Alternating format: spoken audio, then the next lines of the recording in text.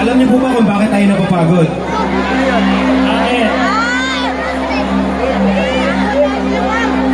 Kasi akala natin, lahat ng taong dumarating sa buhay natin, nandyan para ibigin tayo.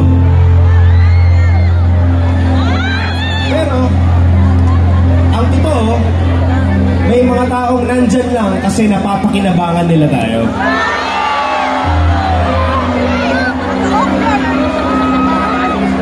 Sino dito naranasan nyo na magmahal ng sobra-sobra?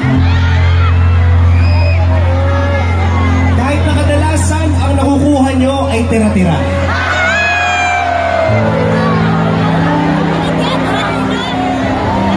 Alam niyo po kung may isang bagay man na gusto naming maalala nyo sa pag-perform namin dito?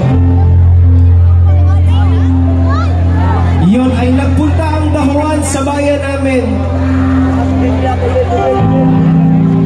para ipaalala na, alam niyo kung ano yung paalala? Kahit kailan, hindi nyo kailangan magmakaawa para sa tunay na pagmamahal.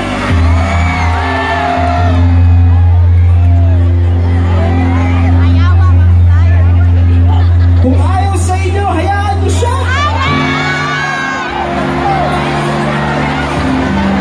Huwag ka nang mangulit. Kung ayaw mag-reply, tumigil ka, kakachat.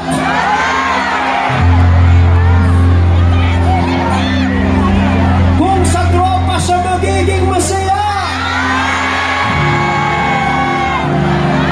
kung sa kabit siya magiging masaya,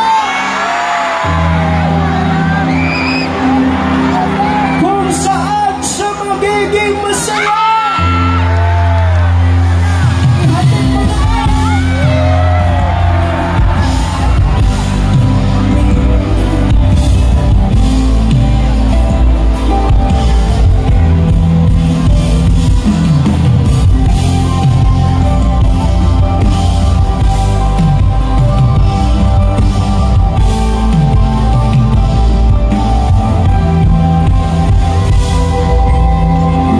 sa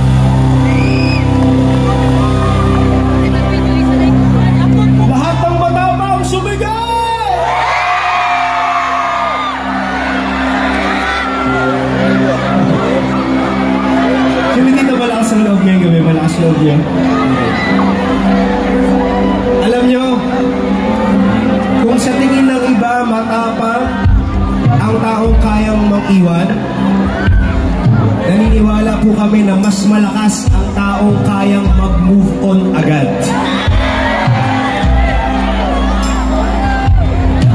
Ngayong gabi po, hindi namin alam kung anong pinagdadaanan nyo.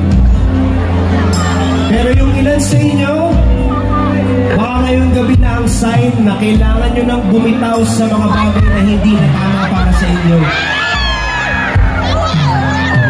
Yung iba, baka kailangan nyo nang iwanan yung mga tropa nyo na puro toxic lang naman ang topic sa group chat nyo. O kaya naman yung mga kamag-anak natin na puro chismisan na ginagawa pag wala tayo.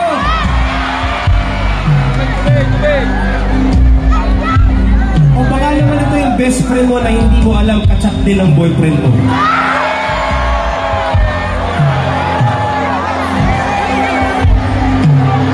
I don't know what you're going through, but if you need a moment, if you need help, and if you need a moment to let go of the things that are not good for you, can we take this moment for everybody? Okay lang ba, tulungan natin bumitaw yung mga katabi natin? So can I request everyone, pwede nyo magbuksan ng flashlight ng cellphone nyo?